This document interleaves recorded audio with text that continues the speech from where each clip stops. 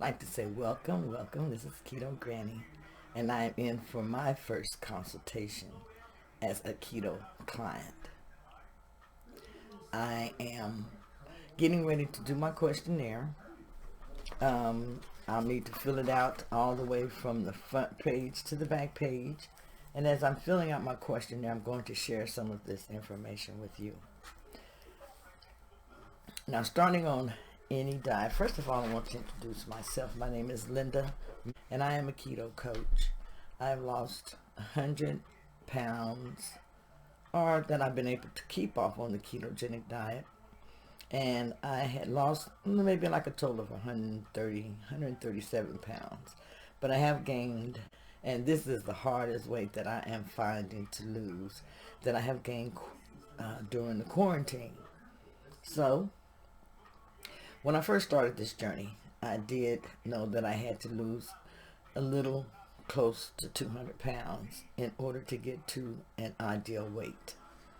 It wasn't something that I felt like I could do, so I just started, motivating myself many years before that, doing research, following people who had used different diets to lose weight, looking at their success and trying to figure out how I could fit that in for myself.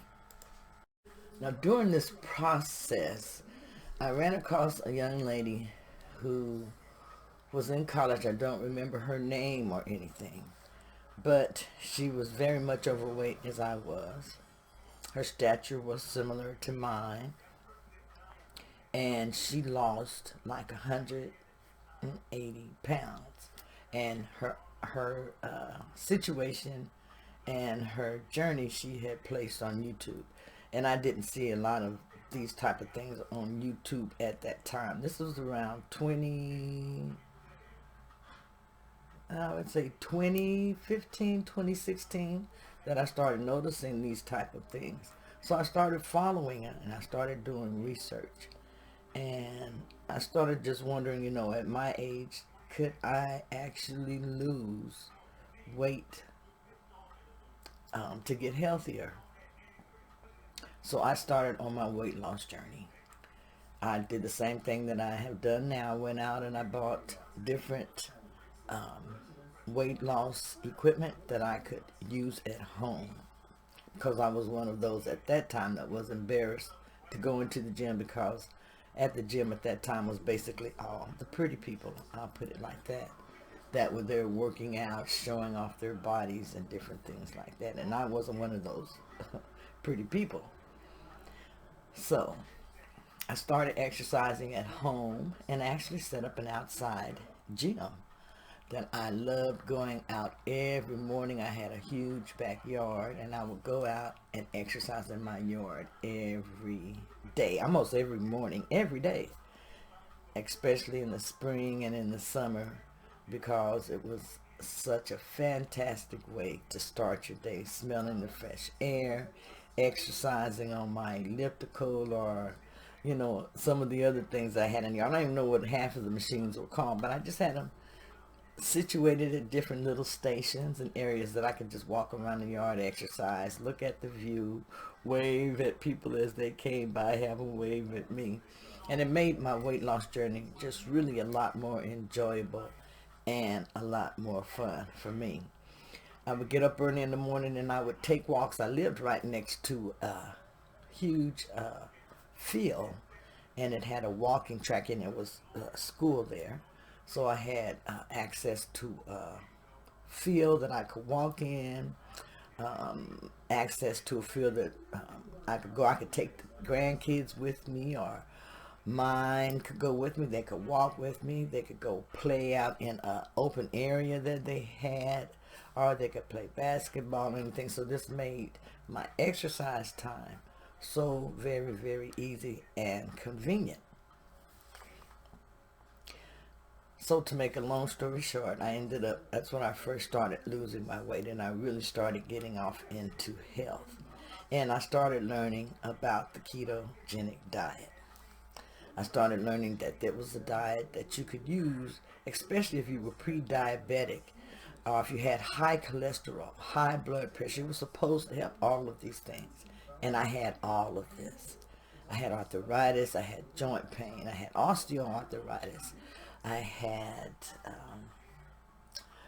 GERD really bad, just a whole lot of different issues that were starting to happen to me as I aged and as I progressed more toward aging, and still eating foods that I shouldn't eat and not living as healthy as I could.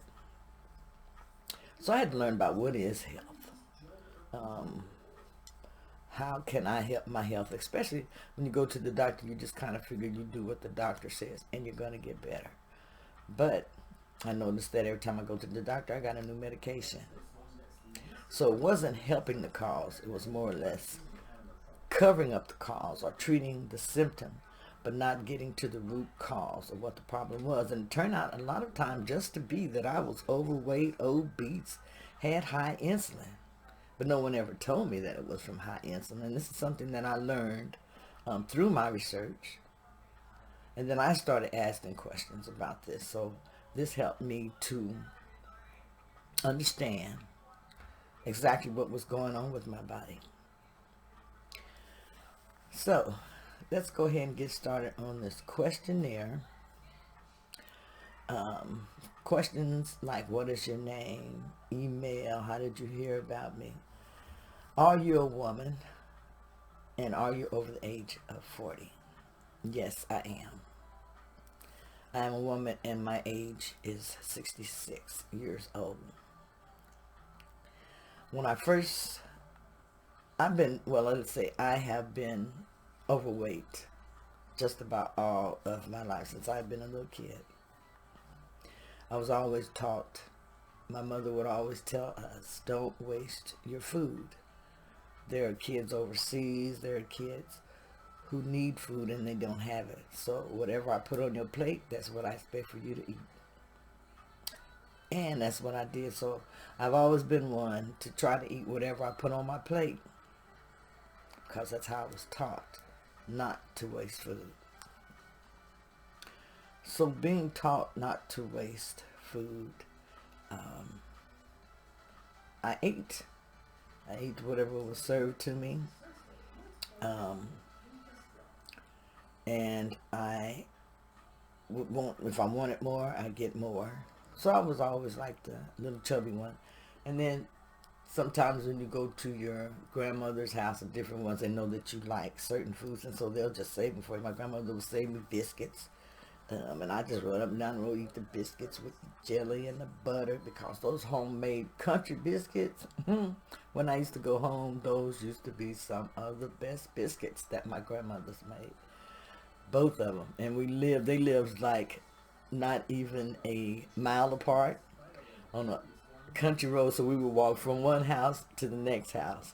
And you could just see the houses from each other. They lived right across the field from one another. So as children, we had fun coming up when we were able to go to the country and visit. And that's where I'm from. I'm a country girl. I am a country girl. And I don't know if you know, but anywhere where I come from, most of us are pretty hefty. We have the big-boned women, mainly, I guess you could call us. But we like to cook a lot. We laugh a lot. And we like to have people eating around us all the time. We like to cook. Like to have people eating. You know, it's the way of Southern living. Hospitality. So I love to cook and love to feed people, and that's something I have always done. I've always had food cooking. You can smell it through the neighborhood. You know, I sold food as I was coming up. I sold food at a truck stop.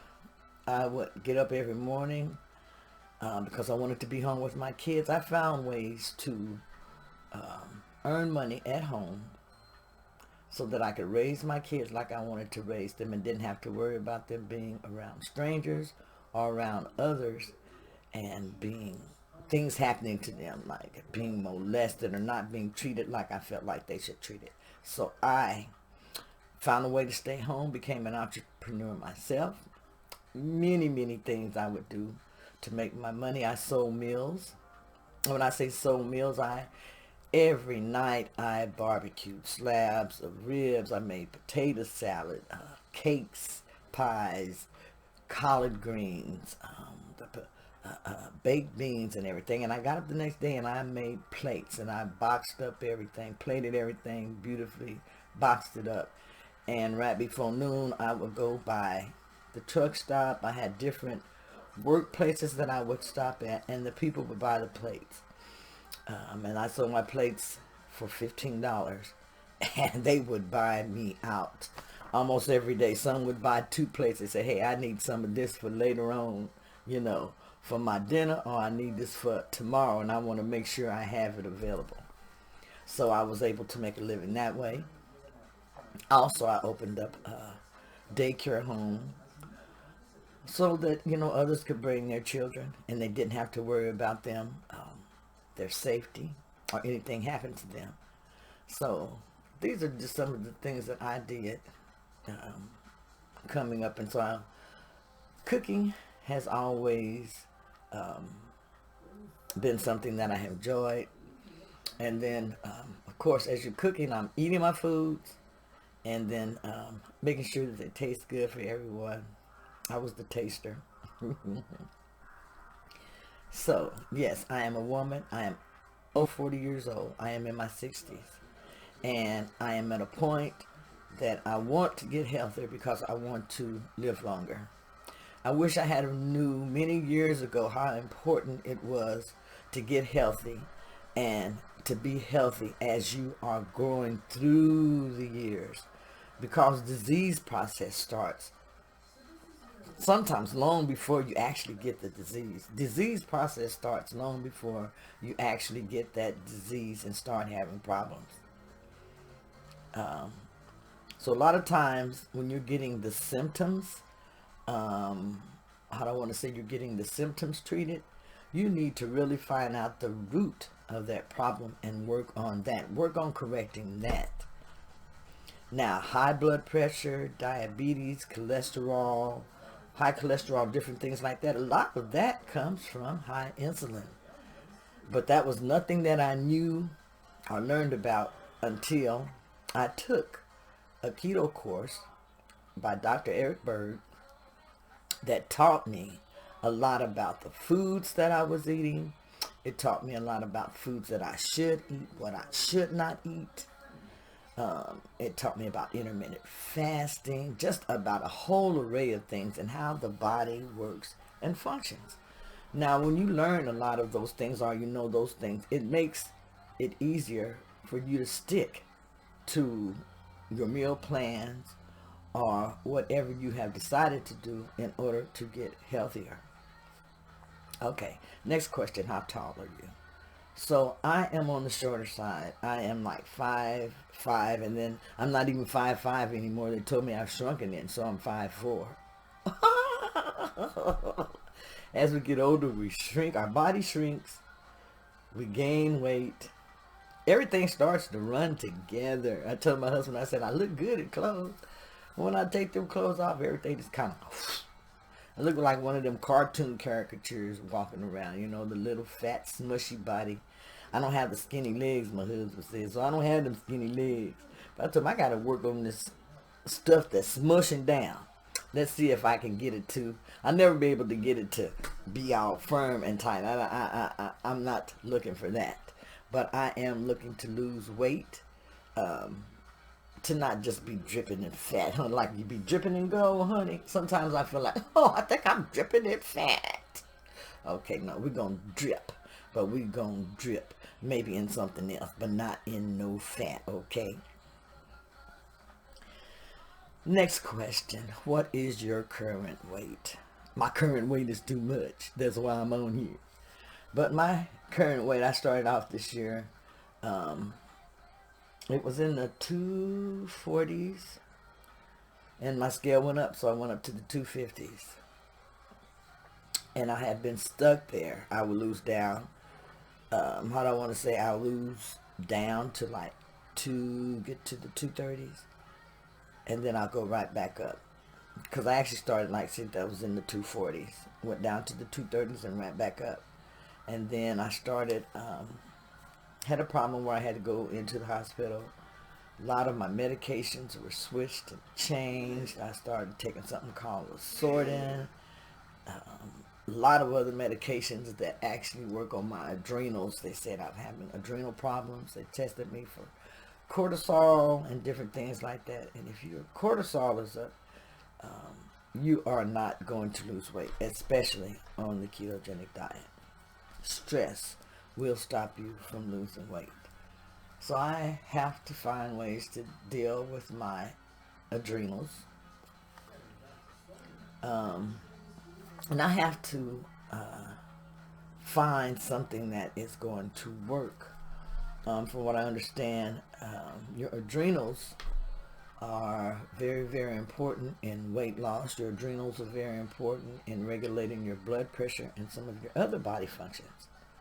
So if your adrenals are shot or they're not working, then you are going to have very difficult time losing weight.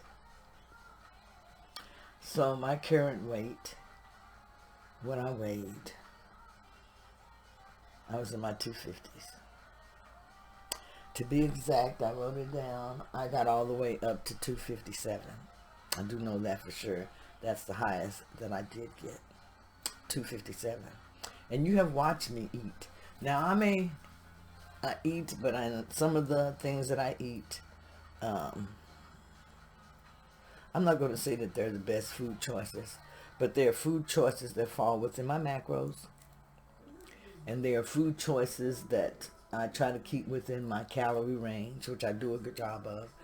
And I keep my carbs pretty low at times, but sometimes my carbs go higher. Now, what I started doing, because I wanted to eat a little bit more, I started counting net carbs and stopped counting total carbs. I believe that was my mistake, because I can look and it says that my net carbs are something like, for the day may only be 18. But when I look at my total carbs, it may say something like 72. So I have learned the different foods that I can eat, that I get, I guess, lots of fiber from, and foods that, maybe I need to switch up some of the foods that I'm eating, is what I'm thinking. Because even though they're falling within my macros, my calorie range, and different things like that, maybe they're not so clean. And so I can make them a little bit cleaner. Because I like my barbecue sauces. I like my dressing sauces that I have for my salads. So I need to look at maybe some of those things. I did realize that for a while I was slowing myself down as far as losing weight with the amount of fat that I was eating.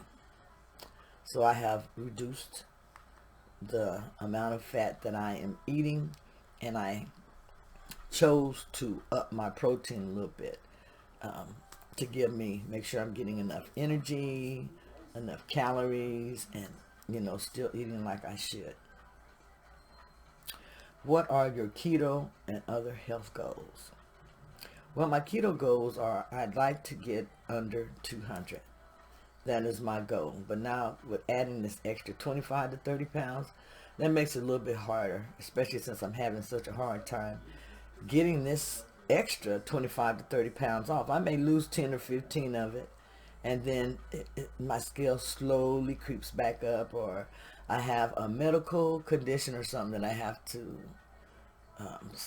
adjust medications, or the doctor puts me on dosages of steroids, different things like that. So all of these things are everyday things for me that I have to deal with, and I have to work it into my schedule in order where it's going to be best for me, for my health, in order for me to get my health together and to lose weight and to get where I want to be on my weight loss journey. So all of these things I have to take into consideration and have to figure out how my weight loss journey and my health goals are all going to fit in to my lifestyle in order to work for me. What's most important to me? Personalized support for my health concerns or my lifestyle. Is that what I need? Do I need personalized support the most? Am I confident in my program that I am using? Do I understand the steps, the effectiveness of the program, what to expect? I want to lose weight. I know that losing weight is not something that is going to happen overnight. I know it's something that I have to work at, I have to be committed at, and I have to be consistent in what I am doing. During this journey, I have had weight loss plateaus, and I have had stalls, and I've also just had plain fails. There are days I get up, I feel really, really good. There are days that I get up and I feel crappy because I didn't have a good night's sleep. Now, that's one thing about keto when you first start, or, sometimes as you're doing the ketogenic diet, you may have times that you're not going to sleep a lot. But on keto, they say that you just don't need a lot of sleep. But sometimes I have sleepless nights, and I use melatonin during that time. Some people are against melatonin as far as taking it. They say just start, cutting off your lights, avoid blue light or UV lights before bed, drink some warm milk, different things like that that can help you get sleepy. Cut the lights down and get you one of those reading lights, read a book. Whatever makes you relax. Learn what makes you relax. Meditation, if it's meditation, then meditate before you go to bed. I've heard some people say that in order for them to sleep good or to really feel good, that sometimes they have to have something a little carby before they go to bed, and it makes them sleep better. I guess I've been taught so much that nighttime is when autophagy occurs. So I wouldn't think that you want to eat a meal before you go to bed or anything like that. Sometimes what I do is I have a little bit of a sugar-free Jell-O, something like that before I go to bed. Because if I get a little hungry and I stop eating, say about 5:30, sometimes I stop eating around 5:30. Sometimes I stop eating around 7 or 8. If I eat, around the 7 or 8 o'clock, sometimes I feel super stuffy by the time I get ready to get in bed, or bloated. And I think that's because I choose at that time a lot of times to eat my salads. And I should have those salads a little bit earlier in the day, which I do. But then I would take my PT and INR, and I take that at nighttime, and that's my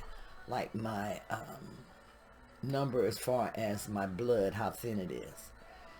And I have a certain range that I have to stay in. If I check my PT and INR and I am not in that range, if it's too high, then I will add in some leafy green vegetables to my diet before I go to bed. So sometimes that extends my intermittent fasting hours. Sometimes that causes me to have food in my stomach, when I lay down to go to sleep. But I have to deal with my life daily and fit that in to my program. And that's the same thing that you'll have to do. When I tell people that your weight loss journey is your weight loss journey, it's your weight loss journey because it has to fit your lifestyle. It has to fit in with what you're doing. It has to fit in with your activities. It has to fit in with your sleeping schedule, your waking schedule, your work schedule. All of this, it has to fit in with your health goals. What are your health goals? My health goals are I want to lose an additional 60 to 70 pounds at least. And like I said, I've got to do it in increments again. I've got to do it in increments because that's the only way that I feel like it's achievable and something that I can do. Break up your weight loss and do it in a way that it's achievable for you. The way for you to achieve it is going to be different than the way that I work to achieve my weight loss and do it. I have to be consistent. Consistency is very, very important. Very important. Even though I'm being consistent and I'm not seeing results like I want to, I'm still going to be consistent in whatever I have decided to do to reach that goal. Because consistency will pay off in the end. It really will. Some of the reasons that I'm interested in doing keto, because I know that you can eat good, nutritious foods on keto.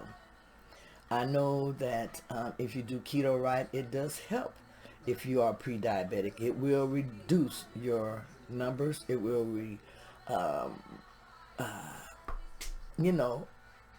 it works.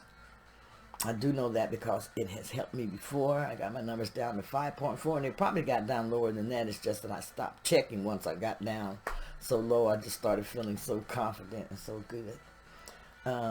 Don't make that mistake. Sometimes you still need to check. Go to the doctor, get your labs done as you should, and then ask for labs that you think you need, if there are different things that you want to know about, know what lab tests to ask your doctor if you can have.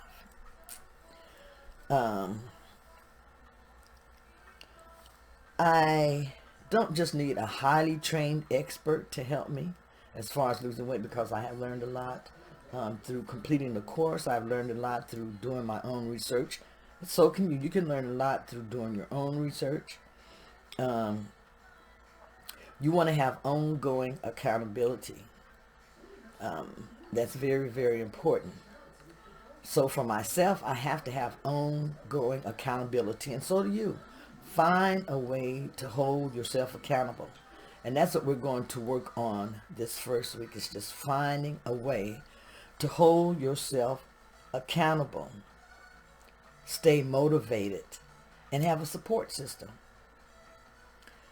This week I'm going to work on more accountability, because I was looking at some things and I noticed that I do a lot of nibbling through the day. I do a lot of snacking that I'm not keeping track of. And even though they're keto foods, you can still gain weight on those foods snacking. Because every time you snack, anything that you eat and you put in your mouth, you are raising your insulin. Even though it may not be much, just remember that you're raising your insulin. Anytime you're raising your insulin, you are not burning fat. And that is the objective of the ketogenic diet, to keep your insulin low, to keep your insulin so low that you're always burning fat, or you're burning fat most of the time. I'm not going to say always burning fat, but you're burning fat most of the time. I'm sure that I go in and out of ketosis all the time when I was doing the ketogenic diet correctly.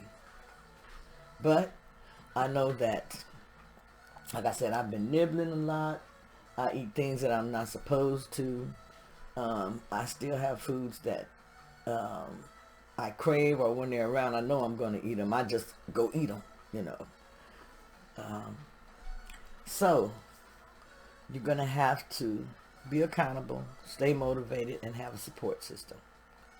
So work on all of these things, and then when we come back, we will discuss how you're holding yourself accountable.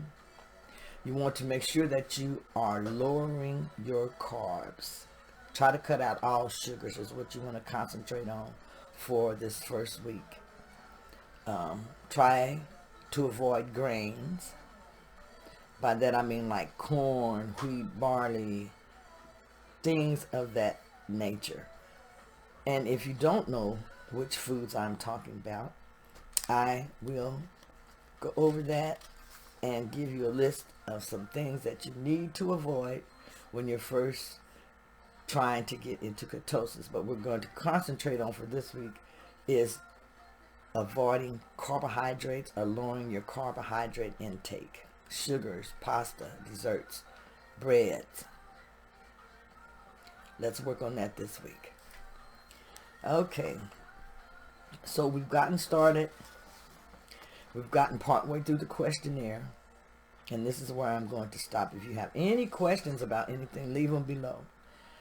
I am going to work on my intermittent fasting today, and so that means that I'm going to try not to eat my first, well, I'm not going to eat my first meal until around 10:30 or 11 o'clock. I find that time works best for me. There are some days that I push my meals back further, and there are some days that I eat my meals earlier. So this is something that you're going to have to monitor for yourself and control for yourself. But remember, flexibility has to be in your lifestyle also. So I don't want to give you too much to concentrate on or to work on. And this is where we're going to stop. So today was an easy day. I did not finish my total questionnaire, so that is something that we're going to finish on next Wednesday. There was one piece that I did not include in there, and that is you have to keep a diary. What that requires is just getting an empty notebook, a steno notebook I prefer, and you will keep this for me, and every time we have a visit or every time we visit, you'll bring out your notebook, we will review it, and in here you will make your notes, set your goals, and this is where everything will be recorded. So it's very important that you keep your notebook, write in it, write your thoughts, write your feelings, write anything that you're having problems with so that it can be addressed. Notebook, very, very important. So make sure that you get your notebook and you start keeping your notes. You want to keep yourself accountable. You want to hold yourself accountable for the foods that you eat. So if you don't have a tracking app, or even if you do have a tracking app, when you eat, make sure you just write it down. Write down the time, the date, the food that you're eating, and guesstimate the amount. Unless you are tracking and measuring, then you can just write that information in here also. Very important that you keep this diary.